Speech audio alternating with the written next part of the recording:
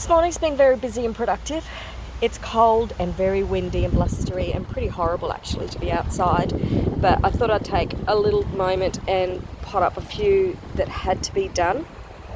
So these are Neoregelia Lorenalecta that I crossed back with another Neoregelia last year, and in October washed all the seed and planted it, and have just plugged them all out and put them into individual trays today.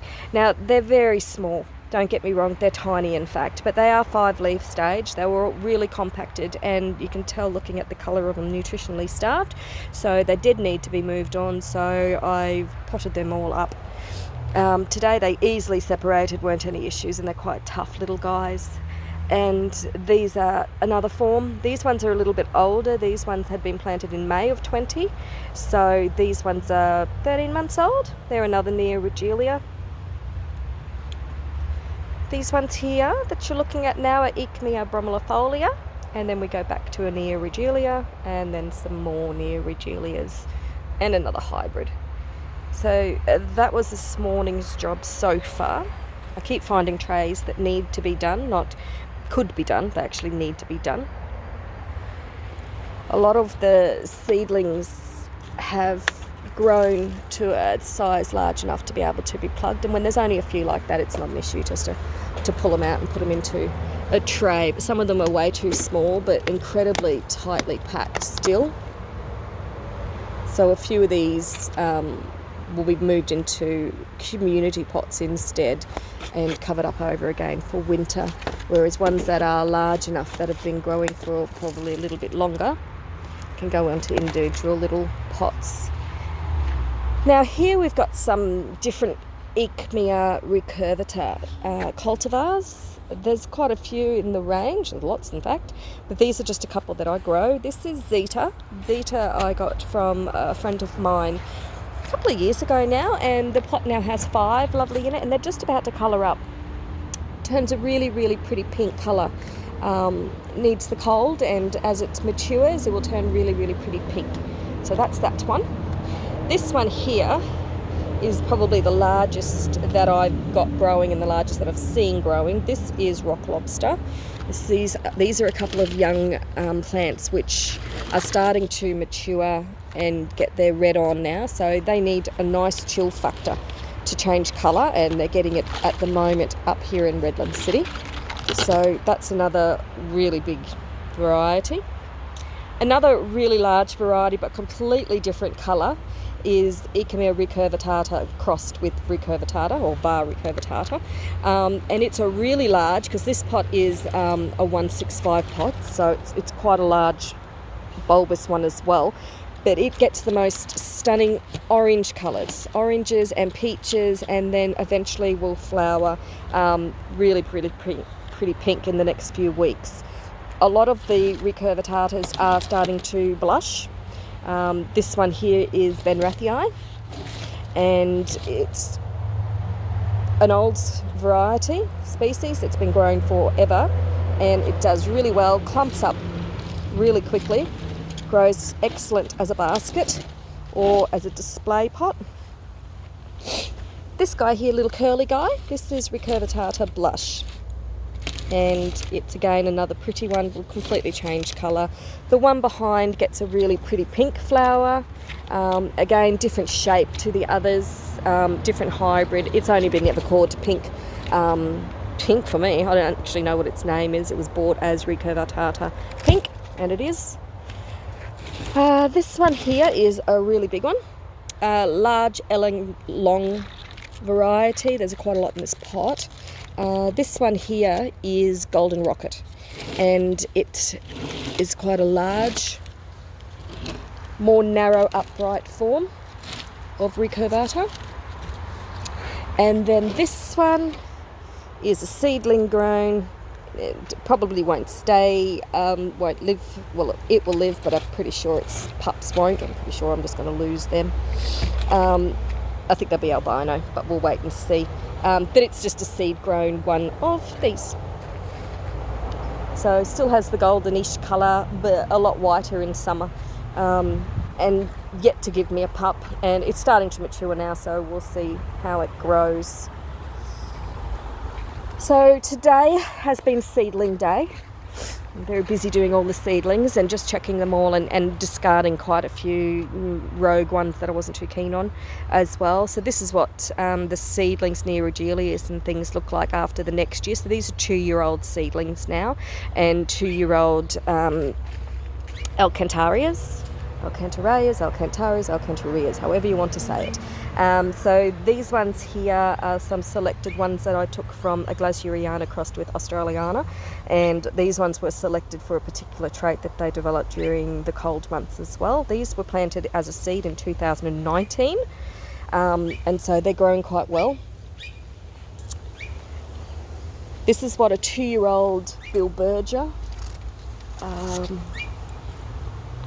looks like.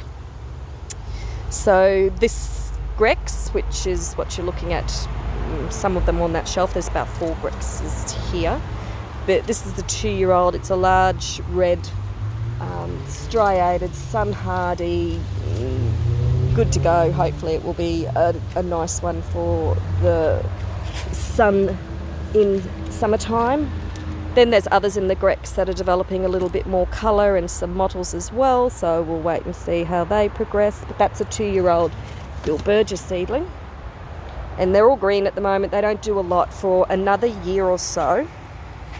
Then if you add another year to that 2-year-old and you become a 3-year-old and you survive the culling process, then this is what you end up looking like. So these are now 3-year-old Bilbergia hybrids that were done. These couple have been kept. There are 4 that I've kept out of the entire Grex, and only one from another Grex that I kept. So these ones have all been named, and they will grow on, and then eventually, once they're flowered, if they're acceptable, they're going to be possibly registered. This guy here is Riffraff, and the one beside it is Magenta. So for those that know Rocky Horror, there's a whole group of them from that Grex. Now we'll just move on very briefly. It's been very windy, and I was asked to explain what's going on over here. So it's winter here, and we're getting down to some pretty cold temperatures. We're on a property. We're not surrounded by houses or anything like that. I do have a commercial building beside me, but other than that, we're completely surrounded on all sides by bush, except the main road, which is at the front. So we're very cold. We're 3 to 4 degrees below what the average temperature will be saying on the news. For example, if it says that Redland City is 10 degrees, I'm probably 8 if I'm not 6, depending on where you are. Ground temperature's a lot colder, and so we get a lot of frost and a lot of really cold temperatures at dew point, and dew point's a couple of degrees below again what they say the average temperature is at the time. So if, again, they say it's 10, dew point might be 6 or it might be 4. So any of these plants that are growing on the ground directly in their pots, they all are, they get really cold. So I've got above me 70% horticultural shea cloth. That'll disperse some of the dew that drops down on them, but they still get really cold. But the really sensitive plants that dislike it even more are kept into this greenhouse, and this greenhouse is a second layer that's on it all the time. Okay, it's just a fine bird netting, white fine bird netting, and it's beneath a 70% horticulture shea cloth as well, and that 70 as well creates a whole different zone in here. It's a very dark greenhouse as well because it's on the side of the property that gets western sun. However, the sun is so low in the sky this time of year, we don't get sun on this side of the property at all. So everything on the outside of that greenhouse is dying because there is no sun, whereas everything in here is lovely and lush and green because it's got irrigation and it's well looked after. These are plants that tolerate low light. Varechas are one of them. You can see there's still a little bit of light in this greenhouse, but it's still a very dark. If I was to use my camera light, it would tell me what setting we're at the moment, but we are quite light. It's the middle of the day, so we've got a little bit of filtered light even though it's overcast, but there's never any direct light in this greenhouse. So in this greenhouse is where I like to grow things like Varechas, Gedeias, It's where I start pups as well and get them growing. It's also where I will put seedlings at time. This is a really weird looking thing. We'll talk about our weird one. Ursula tuatensis. Should be out in the sun. It's the only one I've got. I think I've got 2 of these. Another one of those weird species that I find tucked away. Also, what I've got tucked away in here is my Willisii collection. Used to be Tillandsias, but it's been reclassified as a Willisii. And so I've got a few new varieties that I've just acquired, and they're all named. They're hybrids and they're imported. And so they'll have some really nice flowers in years to come. So I have a Carlus, I have a Reese, I've got Antonio, I've got Alexander, I've also got a Samantha hiding in there, and I've got a Naomi. I've also got a few others that I need to change their tags. This one here came to me as Lindinii. It has its original tag from 2003, and it was called Tillandsia Lindinii. Now, we were then told it was Sinai. Then I got told no, it was back to Lindinii, and now I don't know what I'm going to call it. I'm still working on that. At the moment, they're all just called Willisii. It's easy.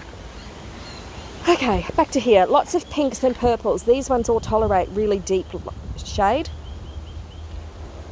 They don't like direct light, and their colours intensify. I'm not doing anything with this camera. They intensify at this time of years. So this one here is Romance, which is a recent release from Michelle and Mel Cameron. And then this one here is Lucana, which is another lovely one. You should have died down long before now, all the others have. We have a Maria, we've got a Sandy. Now Sandy's finished, it's flowered, and it has lots of little babies that I've been slowly removing. It's a really good place to grow the Varetias, they get good colour.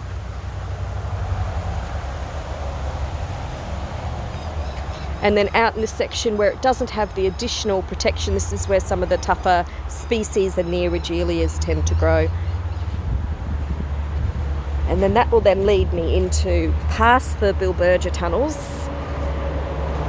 This is the Bilberger houses. This is breeding stock, all used for hybridizing. At this time of year they'll start to flower and I'll start collecting pollen. And then here is another greenhouse. Big surprise, more seedlings. In here we've got more Alcant pups, lots of Bilbergers, more Echmea. I showed you a recurvator blush over there. Well, here's Blush's seeds that have been planted, and I'm going to grow them up and see how they end up. So I've got a tray full of those. Different Bromelifolias, more Neoregelia, same age as the ones that I showed you on the other side. Alcantaria, Dickia, a few different forms of Dickia. I completely forgot this greenhouse was here, and I know you're going to think that's stupid, but I forgot it was tucked away over here, and I've been neglecting this greenhouse for a while. Been busy dealing with all the other ones. More Neoregelias, more Alcantarias, more Bilbergers. These ones are a year old. So these ones were planted, they're 2 year old as well, February of 2019. It's a smaller variety. People that know, when I was doing this one was Kalan Starstruck crossed with Talbot Eve. This is them. And they'll all be separated in a few weeks' time into their own different individual pots. Now they're large enough. There's also some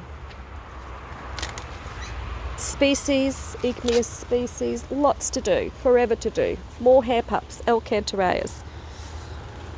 Lots and lots to pot up. Always something to do. And all of these need to be plugged out, separated. They'll stay this size for years, they won't grow. They'll just stay this size unless I start plucking them out and moving them. Once you pluck them out and move them, they just grow exponentially. So you can slow your workload down by clumping them all together like this, I find, and then just suddenly splitting them up, putting them separately, and then they'll grow really, really rapidly. Okay, that's a bit of a walk around and a bit of a look-see at what's going on here. Nothing particularly exciting. Lots of pollen harvesting essentially from this area. Anything that's coming into flower That's Los Machos. Anything coming into flower, the pollen has been stored for future hybridizing. There has been some hybridizing happening. This one here is caramba. It's coming into flower. This lovely one here is in flower, and it's already got its pollen out. It's now dried. It was wet earlier this morning, so it can also come in. This one is caprice, and I'll be removing the pollen and storing it and adding that back later on to something else. Actually, what I could do is I could add it to some Tillandsia that are in flower at the moment. It's like a chocolate factory, Willy Wonka's little chocolate factory. But yes, this pollen is now ready. It's nice and dry, very mobile. I can see it's all fluffy, ready to be pricked off and popped into a container and stored in the freezer for later use. That's it. What else can you do on a day like today? Oh, that's a really big Alcantara. That one there is Imperialis, but it's been called a USA clone, typed as a USA clone. It's huge. It's a really big plant, that one. I've got a couple of those, and also what you're looking at just there are a few of the Syncorigelias, and Ecstasy's fallen over in the wind, so more work to do. Happy gardening.